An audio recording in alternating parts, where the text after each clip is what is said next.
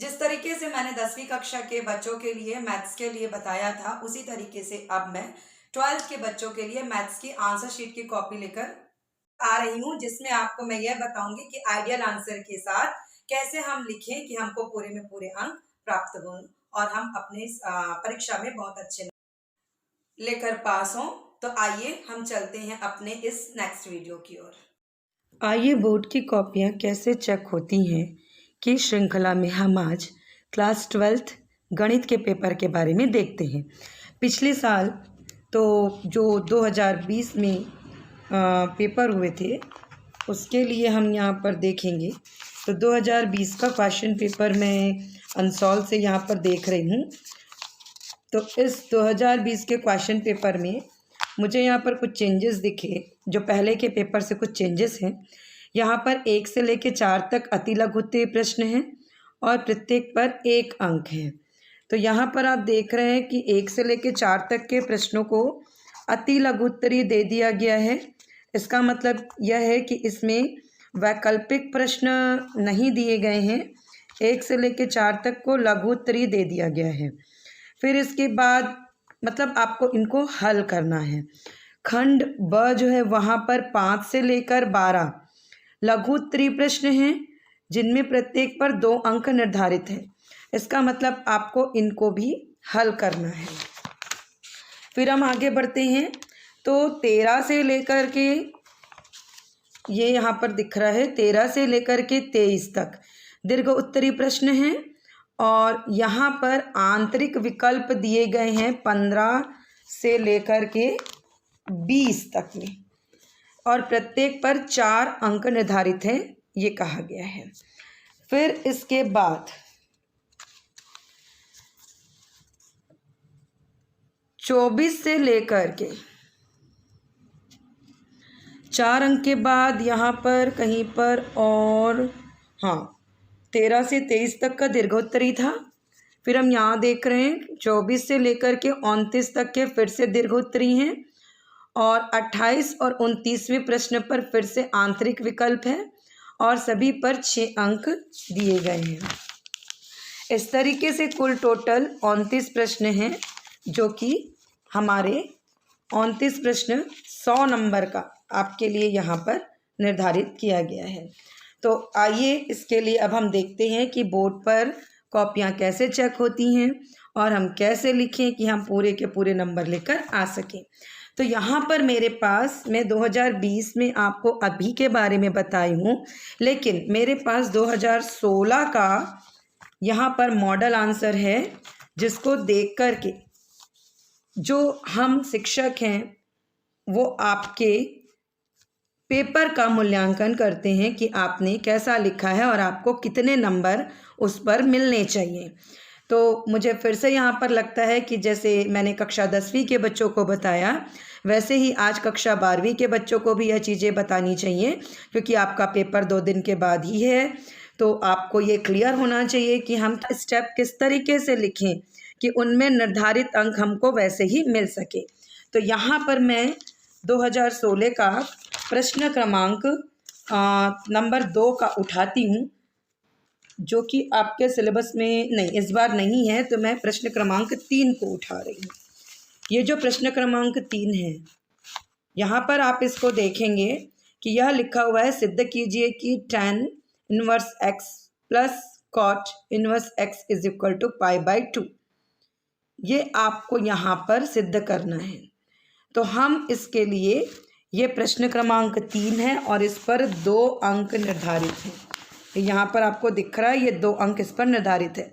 तो हम देखेंगे कि अब हम इसको कैसे बनाएं कि हमको ये पूरे का पूरा इसमें 2 अंक मिलना चाहिए। मैं हर एक अंक के प्रश्न को लूँगी। तो अभी मैं 2 अंक के प्रश्न को यहाँ पर ले रही हूँ। आइए इस प्रश्न को हम हल करते हैं। इस प्रश्न को हम फिर से 2 तरीके से हल करेंगे। मतलब एक ऐसा कि जिसमें हम यहाँ पर हल करें तो एक ऐसे बच्चे की तरह करें जो कि पूरे के पूरे स्टेप को स्टेप बाय स्टेप लिखेगा, और एक हल ऐसा जिसमें कि हम स्टेप्स उन बच्चों की तरह जो कि जल्दी में लिखते हैं और कुछ स्टेप्स छोड़ देते हैं। तो दोनों में क्या अंतर है और किस तरीके से हमको नंबर मिलेंगे वो हम यहाँ पर देखते हैं। हम यहाँ पर देख रहे हैं कि हमने पूरे स्टेप बाय स्टेप इस तरीके से इस प्रश्न को हल कर लिया। और हल करके हम आंसर तक आ गए हैं। अब हम देखते हैं कि हमें जो आइडियल आंसर दिया गया है उस पर ये अंक किस तरीके से डिस्ट्रीब्यूट है। तो हम यहाँ पर देख रहे हैं ये कि जब हमने पहला जो स्टेप लिखा है तो पहले स्टेप के लिए यहाँ पर हमको ये आधा नंबर जो आपको यहाँ दिख रहा है वो हमको मिलेगा। तो हम यहाँ पर अपनी कॉपी देखते हैं कि क्या हमने वो पहला स्टेप लिखा है। तो बिल्कुल हमने यहाँ पर वो पहला स्टेप लिखा है, तो हमें वो आधा नंबर यहाँ पर मिल रहा है। फिर उसके बाद हम आगे बढ़ते हैं तो उसके बाद के जो आप स्टेप्स देख रहे हैं उस स्टेप में फिर से ये जो सेकंड नंबर का स्टेप है यहाँ पर हमको आधा नंबर मिल रहा है और फिर ये वाले स्टेप पर हमको आधा नंबर मिल रहा है और जब हम उत्तर की ओर आ रहे हैं तब हमको ये आधा नंबर मिल रहा है। तो हम इसको यहाँ पर देखते हैं और हमको ये वाला जो लास्ट स्टेप है इस पर हमको आधा नंबर मिला, यहाँ पर हमको आधा नंबर मिला और यहाँ पर हमको आधा नंबर मिला। इस तरीके से इसमें जो हमको 2 नंबर निर्धारित थे वो पूरे 2 नंबर यहाँ पर हमको इस स्टेप पर मिले। अब यदि हम यहाँ पर ये उत्तर वाला स्टेप स्किप कर जाते हैं तो यहाँ पर जो मिलने वाला आधा नंबर है वो हमको नहीं मिलेगा, या हम यहाँ पर का स्टेप स्किप करते हैं तो हमको वो नंबर नहीं मिलेगा और वो नंबर 2 की जगह हो जाएगा 1 सही 1/2 यानी कि 1.5 नंबर। तो इस तरीके से हम यहाँ से अपना आधा नंबर मिस कर जाएंगे। तो हमें वह पूरे का पूरा नंबर लेना है। इसके लिए चाहिए कि हम पूरे जो प्रश्न हैं उसको जैसे उसके स्टेप्स हैं उन स्टेप्स को 1 बाय 1 फॉलो करते हुए ही हम बनाएं और उत्तर तक पहुँचें, जिससे हमको पूरे के पूरे उस प्रश्न पर निर्धारित अंक मिल सके। तो हमने यहाँ पर 2 नंबर के प्रश्न को देखा। अब आइए हम इसके बाद यहाँ पर एक और 2 नंबर का देखते हैं, फिर हम 4 अंक के प्रश्न को देखेंगे कि उसमें किस तरीके से नंबर मिलते हैं। ये अब हम इसके आगे के एक और 2 नंबर के प्रश्न को देखते हैं। ये जो प्रश्न 6वां है यहाँ पर इंटीग्रेशन का ये जो सवाल है समाकलन का, इसको हम देखते हैं। तो ये जो है वो sec square log x upon x dx का मान ज्ञात कीजिए। ये फिर से आपके 2 नंबर का प्रश्न है। आइए अब इसको हम बनाकर यहाँ पर रखे हुए हैं। तो इस प्रश्न को मैंने इस तरीके से बनाया है। अब ये पूरा तरीका आप देख रहे हैं और देन लास्ट में ये जो आंसर i बराबर 10 log x यहाँ पर आया हुआ है। अब देखते हैं आइडियल आंसर में जब ये मेरी कॉपी चेक होने जा रही है तो मुझे इसमें कितने नंबर मिलेंगे और कहाँ कहाँ पर कैसे नंबर डिसाइड है।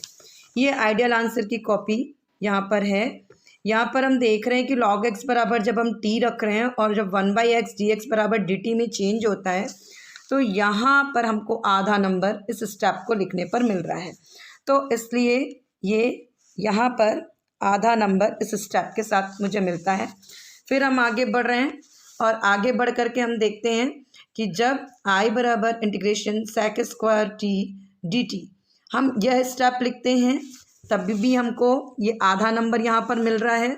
और इसके बाद i बराबर जब ये सॉल्यूशन हल होकर के आगे tan t पर कन्वर्ट होता है और फिर हम लास्ट में इसको i जो t की वैल्यू हमको मिले है उसको हम log x के रूप में, क्योंकि t बराबर log x यहाँ पर है, जब हम वो लिखते हैं तो हमको भी यहाँ पर फिर से आधा नंबर मिलता है। तो इस तरह आधा आधा 1 और आधा आधा 1, 1 और 1 2, पूरे 2 नंबर हमको ये पूरे प्रश्न को इस स्टेप बाय स्टेप हल करने से मिलते हैं।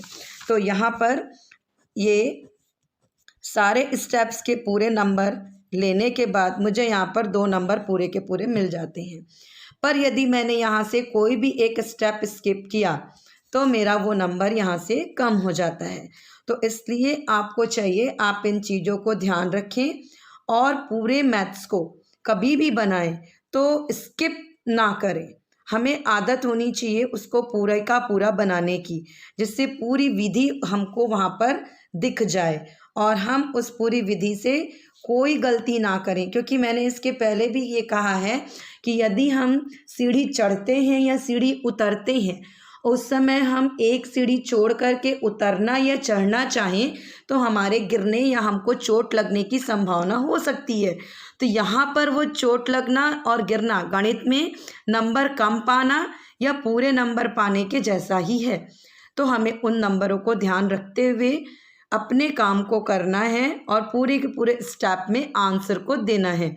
आइए अब हम चलते हैं 2 नंबर के बाद 4 अंक के प्रश्नों के लिए। तो अब हम 4 अंक के प्रश्नों को देखते हैं। आइए अब हम यहाँ के प्रश्न क्रमांक 16 को देखते हैं, जिसमें बिंदु 3 ऋण 11 से रेखा x/2 = y-2/3 = z-3/4 की लंबवत दूरी ज्ञात कीजिए। और इसके साथ ही अथवा का एक प्रश्न है जो कि आपके डिटरमिनेंट मैट्रिक्स से डिटरमिनेंट से सिद्ध कीजिए कि a का square BC AC + C² A² + AB B² AC AB B² + BC C² = 4A² B² C²। ये जो दोनों के दोनों प्रश्न हैं वो 4 नंबर के हैं। तो आइए अब हम इसको देखते हैं कि हम इसको कैसे बनाएं कि पूरे का पूरा 4 नंबर हमको मिले, या हम इन प्रश्नों को कैसे हल करें। तो यहाँ पर मैंने पहले प्रश्न को हल किया है। ये मैंने स्टेप 1 लिखा, स्टेप इस तरीके से बनाए। फिर मैंने इसके लिए पूरे को अंडर करके इसको हल किया और यहाँ पर 29 आया। फिर रेखाओं की दिक् को ज्याएँ LMN यहाँ पर निकाली और इसको पूरी तरीके से लिखा। फिर हमने यहाँ पर दूरी के लिए जो सूत्र है वो हम इस नंबर को देखते हुए इनके बीच की दूरियों के लिए हमने लगाया और यहाँ पर हल किया।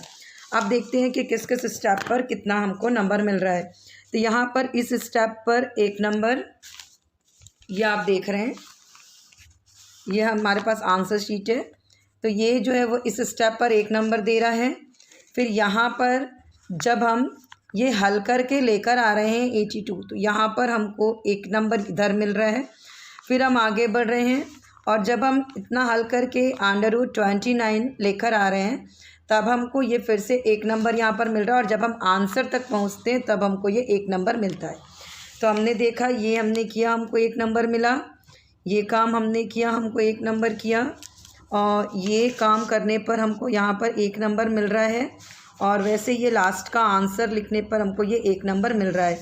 तो हमने देखा ये चारों स्टेप्स हमने किए हैं और 1 बाय 1 पूरा हल किया है। तो यहाँ पर हम पूरे के पूरे 4 नंबर लेकर आ रहे हैं।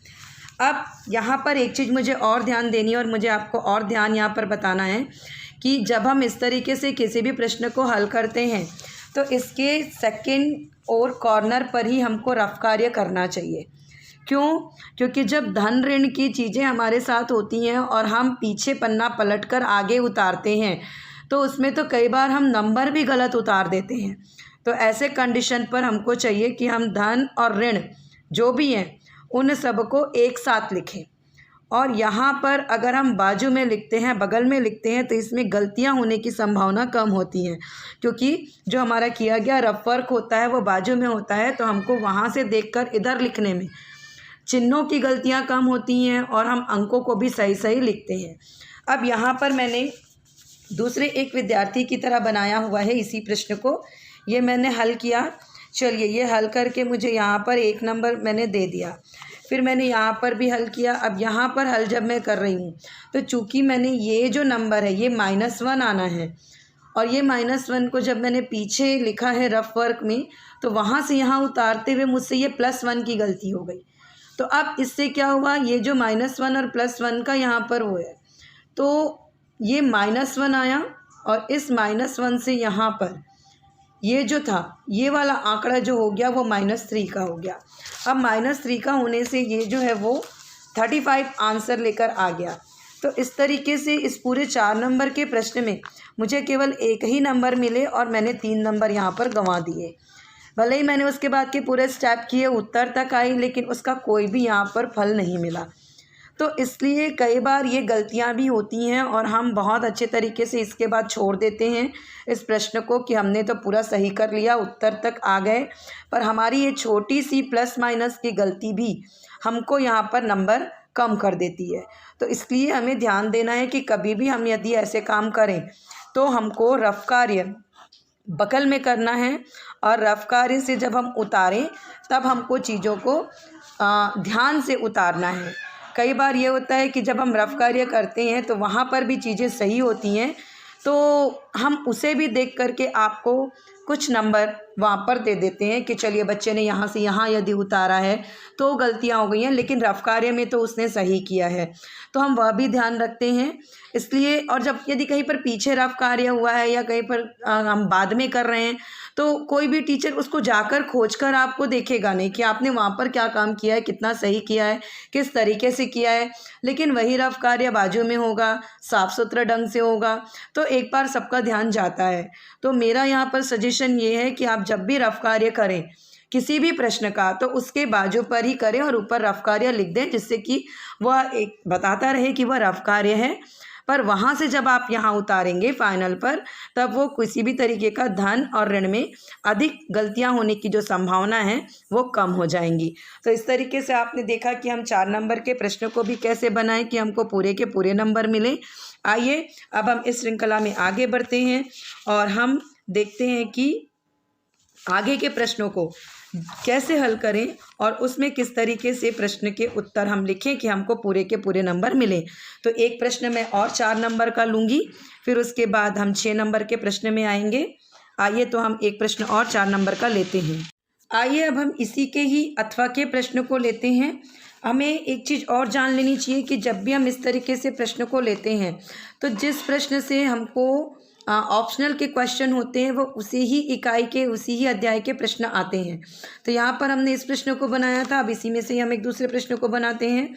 तो यहाँ पर है, सिद्ध कीजिए कि रेखाएं x+1/3 is equal to y+3/5 equal to z+5/7 और x-2/1 equal to 5-4/3 equal to z-6/5 ये समतलीय है, ये हमको सिद्ध करना है।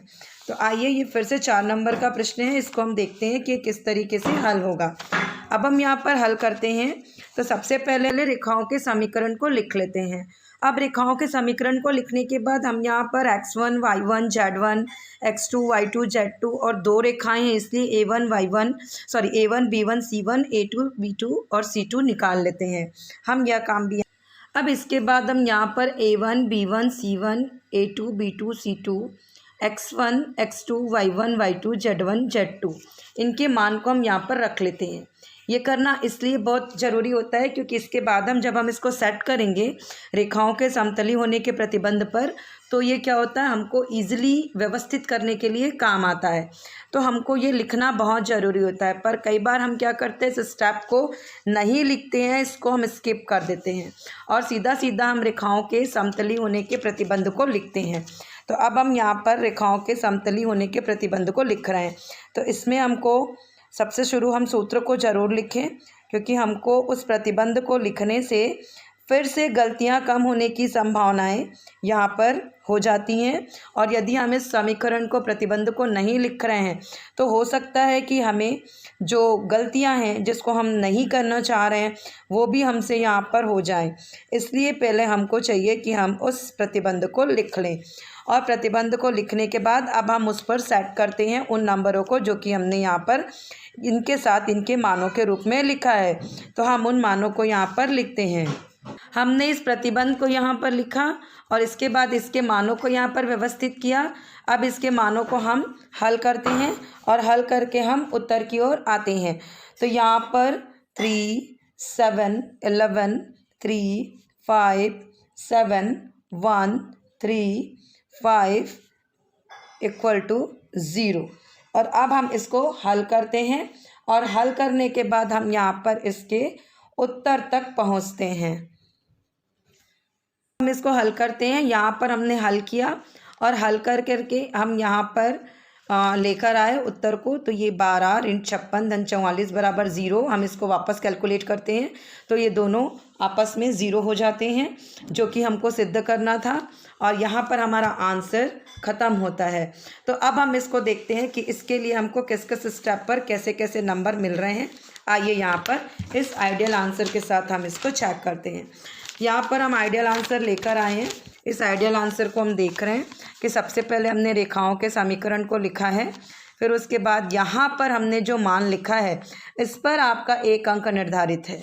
तो जब हम ये मान लिखते हैं तो हमको यहाँ पर ये 1 अंक मिलता है, क्योंकि यहीं से ही तय हो जाता है कि हमने जो शुरुआत की है वो बिल्कुल सही है। अब हम इसके मानों को नीचे जब सेट करेंगे इसके प्रतिबंध पर, तब वो सही सही ही सेट होगा। इसलिए यहाँ पर आपका नंबर डिसाइड हो जाता है कि कितने नंबर आपको मिलना है, जो कि बिना धन और ऋण के गलती किए बिना ही लिखना होता है। यदि यहाँ पर ऋण 3 की जगह मैंने 3 लिखा या ऋण 5 की जगह मैंने 5 लिखा तो ये जो नंबर है वो कम हो जाएंगे और ये आधा नंबर इस तरीके से मुझे यहाँ पर देना होगा। पर मैं ये आधा नंबर यहाँ तो दे दूँगी, लेकिन यहाँ के बाद से ये नंबर और कम होते चले जाएंगे, क्योंकि जब यहीं से ही नंबर गलत होंगे तो ये आगे के स्टेप में आपको पूरे के पूरे मार्क्स नहीं दे पाएंगे। चलिए अब हम आगे बढ़ते हैं। यहाँ पर अब हमने इसका प्रतिबंध लिखा। ये हम देख रहे हैं कि जब हम यहाँ पर प्रतिबंध लिख रहे हैं तो इस प्रतिबंध के लिखने पर ही हमको 1 नंबर दिया गया है। तो यहाँ पर मतलब ये कि आप सूत्र ज़रूर लिखिए, क्योंकि अगर आपने ये गलत लिखा तो भी आपने यह सूत्र लिखा है तो आपको इसका 1 नंबर मिलेगा। क्योंकि अब हम यहाँ पर नंबर जो लिखने जा रहे हैं वो यहाँ पर हमने कोई भी धन और ऋण के मिस्टेक के कारण अंकों को गलत लिखा है तो उससे हम यहाँ पर मिस्टेक करेंगे, इस वाली लाइन पर करेंगे, पर इस नंबर से तो हमको नंबर मिल जाएगा। इस लाइन पर आप देख रहे हैं कि यहाँ पर अभी कोई नंबर डिसाइड नहीं है, लेकिन हमको इसको लिखने से 1 नंबर मिल गया है, जो कि यहाँ से हम गलत करने से कुछ नंबर कम कर लिए थे। तो 1 नंबर हमको इस पर मिला। अब हम आगे बढ़े और हमने इसको सेट किया। जब हम यहाँ पर हल कर लेकर आए तब हमारे पास यहाँ पर 1 नंबर है। तो ये जब हम सही सही लिखे हैं तब तो हम इसको सही लेकर आएंगे, और लेकर आने के बाद हमारा ये जो पोजीशन है वो सही का होगा तो हमको यहाँ पर ये 1 नंबर मिल जाएगा फिर से। तो इस तरीके से ये 1 नंबर, ये 2 नंबर, ये 3 नंबर हमको यहाँ पर मिला, और जब हम हल करके उत्तर की ओर आएंगे तो ये चौथा नंबर भी हमको मिल जाएगा और हम पूरे के पूरे 4 नंबर यहाँ पर ले लेंगे। पर यदि फिर से मैं कहूँगी कि हमने यहाँ पर गलती कर दी है तो अब हमारा इस स्टेप का नंबर हमको मिलेगा, जो कि सूत्र का था, प्रतिबंध लिखने का था और सही सही लिखने का था।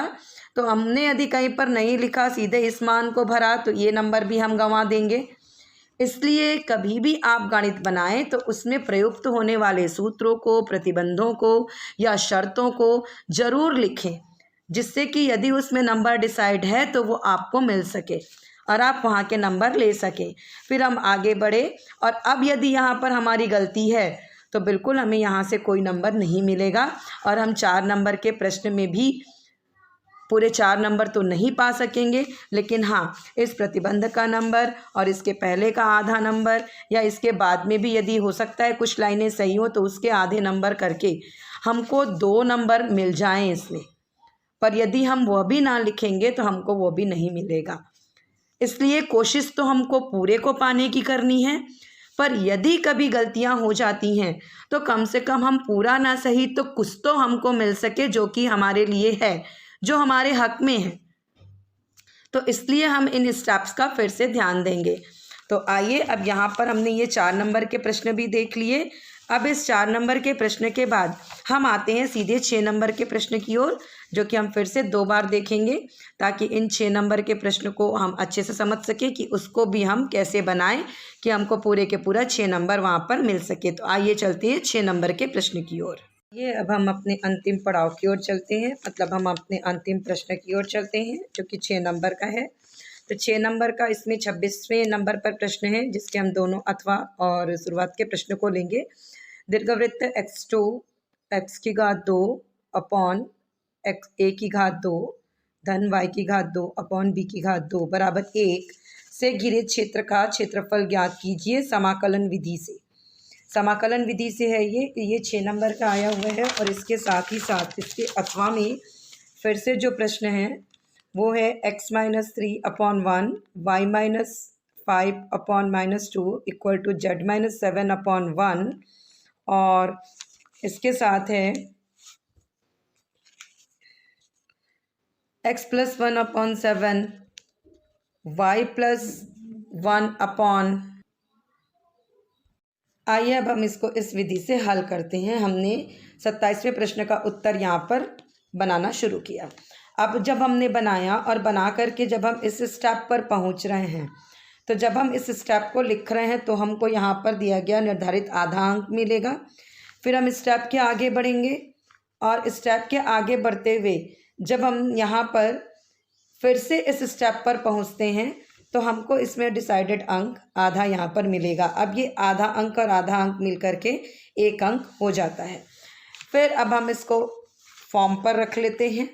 तो जब हम यहाँ पर रख रहे हैं तो यहाँ पर हमको दिख रहा है कि इस तरीके से जब हम इसको सेट करते हैं और सेट करने के बाद हम इसके उत्तर को लेकर आते हैं तो हल करने के बाद यहाँ पर √16 + 36 + 64 और इसके बाद ये हल हो करके जब उत्तर आता है तो इस पूरी विधि के बाद ये वाला जो टर्म है वो सबसे महत्वपूर्ण होता है, इसलिए इस पर हमने यहाँ पर 1 नंबर रखा है, जो कि आपके आइडियल आंसर शीट पर ये 1 नंबर देता है। और इस 1 नंबर को ये आप देखेंगे ये इस तरीके से डिसाइडेड है। हमने यह स्टेप किया तो हमको 1 नंबर मिलेगा, यहाँ तक के स्टेप को किया तो हमको 1 नंबर मिलेगा, और अभी हम इस स्टेप पर थे तो यहाँ पर हमको 1 नंबर मिलेगा। जब हम ये 1 नंबर ले लेते हैं तब फिर इसके आगे के जो स्टेप है, मतलब अभिष्ट न्यूनतम दूरी का जो प्रतिबंध है वो हम लिखते हैं, सिर्फ प्रतिबंध को लिखते हैं तो भी हमको ये 1 नंबर मिलता है। क्योंकि फिर से यहाँ पर वही चीज़ आती है कि हो सकता है हमने इसका मान या इसका मान गलत निकाला हो, या हम इसको निकालने पर कहीं पर चूक की हो, तो हमको इसका नंबर तो कम से कम मिल जाए।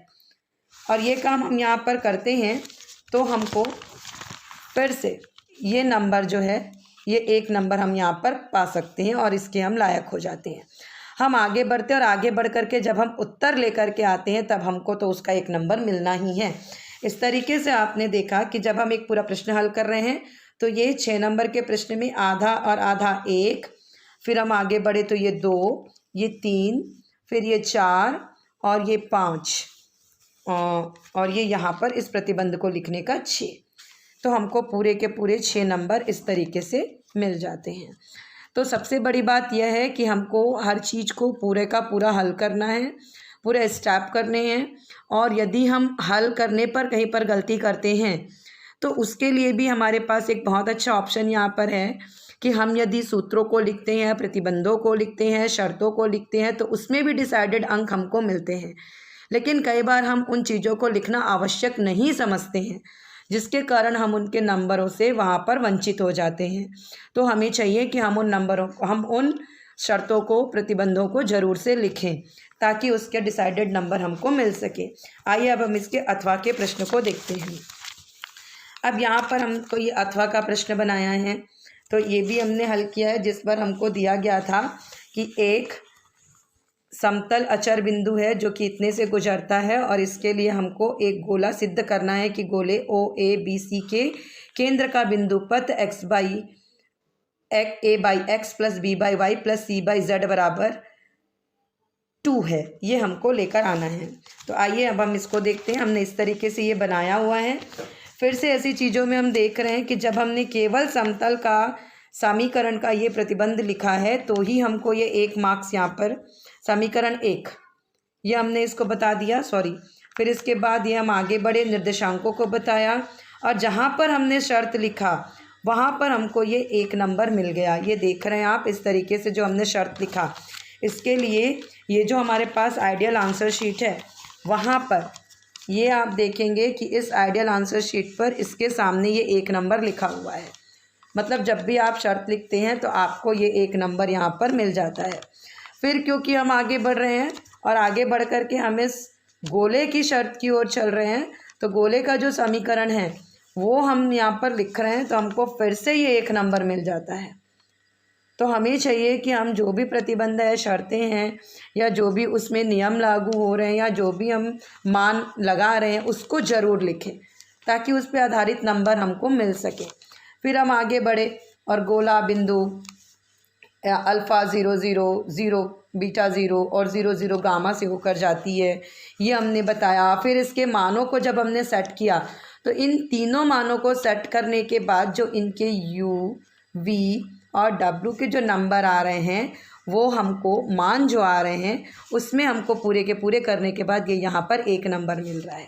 तो हमने वहाँ पे डिसाइड किया और ये इस तरीके से जब हमने ये काम किया तो हमको वो 1 नंबर यहाँ पर मिल गया। अब हम ये लेकर आए तो इसका 1 नंबर भी यहाँ पर हो गया। अब हम आगे बढ़े, गोले का समीकरण हमने फिर से लिखा, तो इस गोले के समीकरण को लिखने के बाद जो गोले का निर्देशांक है जब हम उसको बता रहे हैं तो यहाँ पर ये डिसाइडेड 1 नंबर हमको मिल गया। और फिर उसने दशांक के बाद हम अल्फ़ा, बीटा, गामा और एक्स, वाई और जेड के मान निकाल रहे हैं। तो हमको उसके मान के आधार पर यहाँ पर सही है तो हमको 1 नंबर ये मिल जा रहा है। और उत्तर लिखने पर हमको वापस फिर से, क्योंकि ये सिद्ध करना है इसलिए अतः सिद्ध हुआ। मैं फिर कहूँगी कि यदि आप ये नहीं कर पा रहे हैं तो कम से कम ये लाइन तो ज़रूर लिख दीजिए जो कि हमको प्रश्न पर दिया हुआ है कि अतः सिद्ध हुआ, और इस चीज़ को लिख दीजिए। तो इस पर डिसाइड जो ये 1 नंबर है वह भी आपको मिल जाएगा। भले ही आपने बीच में कुछ गड़बड़ी की हो, आपको लगता है कि आप सही नहीं बना पाए हैं, लेकिन अंत में यदि आप ये लिख देते हैं तो आप इसके 1 नंबर के फिर से हकदार हो जाते हैं। तो इस तरीके से आपने देखा कि ये 6 नंबर हम पूरे कैसे लेकर आएँ, और यदि 6 हमसे नहीं हो पा रहा है तो भी हम किस तरीके से हल करें कि उसमें डिसाइडेड जो जो अंक हैं वो हम पा सकें जहाँ जहाँ से हमको मिल सके। तो हमको इन चीज़ों को ध्यान देना है कि परीक्षा वह घड़ी होती है जहाँ पर वो पर की इच्छा पर चलता है। और सबसे बड़ी खास बात यहाँ पर ये होती है कि जब हम देखते हैं कि सच में कभी पहला प्रश्न ऐसा दिख जाए जो कि हमने नहीं किया है या जो हमको समझ में नहीं आ रहा है, तो हम आगे के भी सारे प्रश्नों को लेकर के चिंतित हो जाते हैं। तो ऐसे में हमें चाहिए कि हम धैर्य रखें और धैर्य रख करके अपने प्रश्नों के उत्तर को उन प्रश्नों से शुरू करें जो कि हमको बन रहे हैं, हम आगे बढ़ें और धीरे धीरे बनाना शुरू करें। हमको जो जैसा आ रहा है उसको उस तरीके से बनाएं।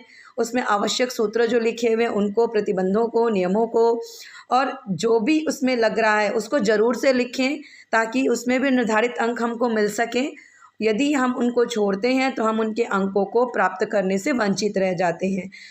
अगला पेपर आपके गणित का है, तो मैं सभी विद्यार्थियों से अनुरोध करूंगी और उन्हें ये ज़रूर कहूँगी कि आप इन प्रश्नों को ध्यान से देखें, उनके उत्तर को ध्यान से लिखें और उनमें निर्धारित सभी अंकों को प्राप्त करने के लिए जो जो आवश्यक स्टेप्स हैं, निर्देश हैं, उनका पालन करें और समय पर सही समझ का उपयोग करते हुए हर प्रश्न को हल करें, जिससे आपको आसानी से आपका परीक्षा का फल मिल सके, आपके मेहनत का फल दिख सके।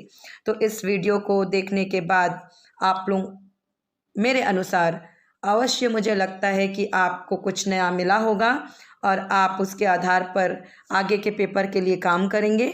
मैं आगे फिर से आप लोगों के लिए अन्य विषयों के लिए भी इस तरीके के आइडियल उत्तर लेकर आऊँगी, जिससे आपको आपके परीक्षा देने में और अच्छे अंक पाने में मदद हो सके। Thank you.